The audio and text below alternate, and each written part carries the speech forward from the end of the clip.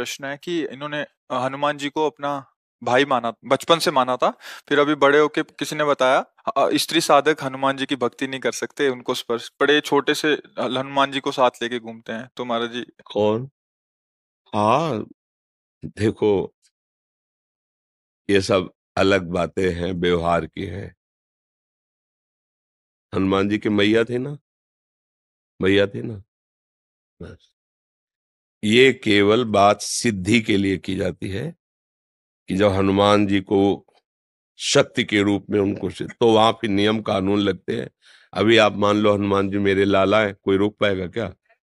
मेरे लाला है, मेरा छोटा पुत्र है, मेरा भाई है, मेरे जो भाव देखो, हनुमान जी कोई और नहीं, प्रभु ही तो है ना।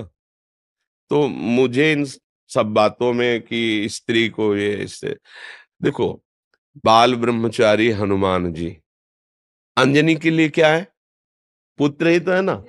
अंजनी के पास जब जाएंगे तो अंजनी क्या करेंगे?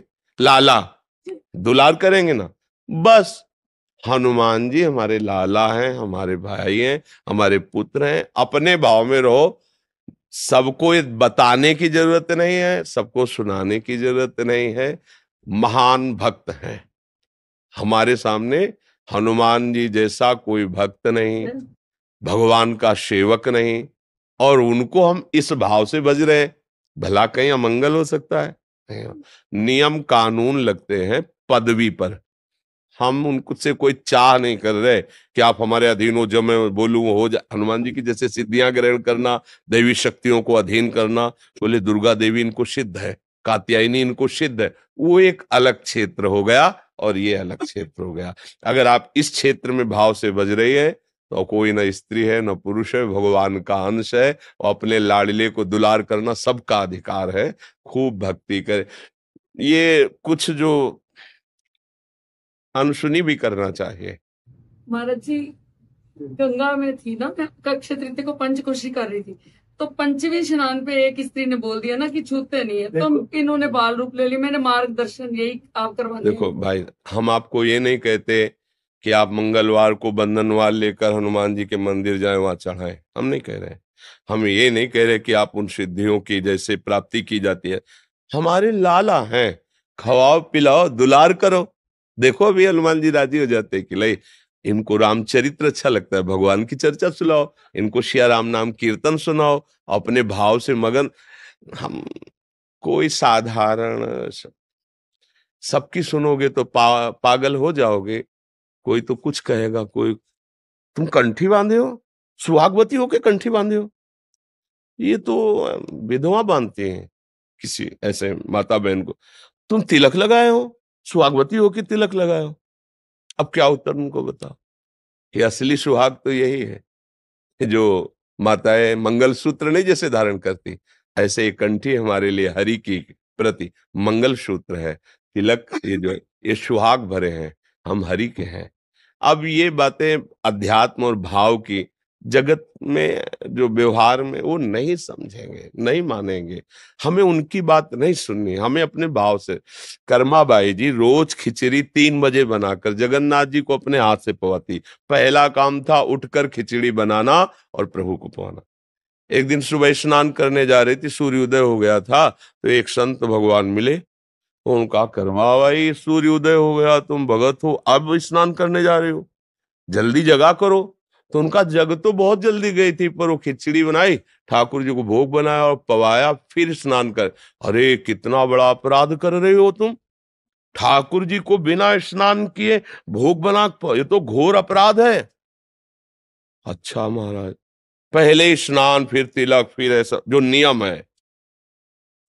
खिचड़ी बनाई, लगभग सुबह होने जा, बुलाया ठाकुर जी आए, एक कौल पाया, उधर पर्दा हटने वाला था, अंतर ध्यान होके वहां पहुंच गए, खिचड़ी लगी थी मुख में।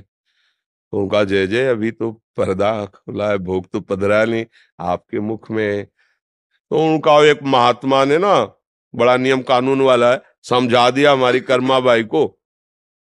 अब वो स्नान आदि करने में विलंब करके, वो वैसे मैं रोज जाता था पाता, तो आज एक ही कौल पाया और भाग आया, आचमन भी नहीं कर पाए। तो तुम ऐसा है, उन माता जी को बता दो जाके कि जो जैसी भावना से चलता मैं वैसे ही मिलता हूँ। ये था माम प्रपद्यन्ते तास्तते हुआ। वो संत जी अपनी भावना से नियम से चले, उनसे कह दो सुबह जैसे करती थी वैसे करके मुझे भोग लगाए। समझ रहे हो ना? अपने प्रभु हैं, अपने लाडले हैं। हमको इस जन्म में भगवत प्राप्ति करनी है। भक्त का चरण आश्रय लेकर भगवान का चरण आश्रय, ये दो ही प्रकार हैं जिनसे भगवान की प्राप्ति होती है। तो आप चाहे प्रभु मान लो, चाहे महान भक्त मान लो, चाहे उनको अपना पुत्र मान लो। जब भगवान को पुत्र माना तो देखो अखिल लोकों का पिता नंद भवन में घुटने के बल चल रहा है नहीं? अयोध्या नरेश महाराज चक्रवर्ती सम्राट दशरथ जी के आंगन में रुंझुन रुंझुन करते हुए डोला कौन?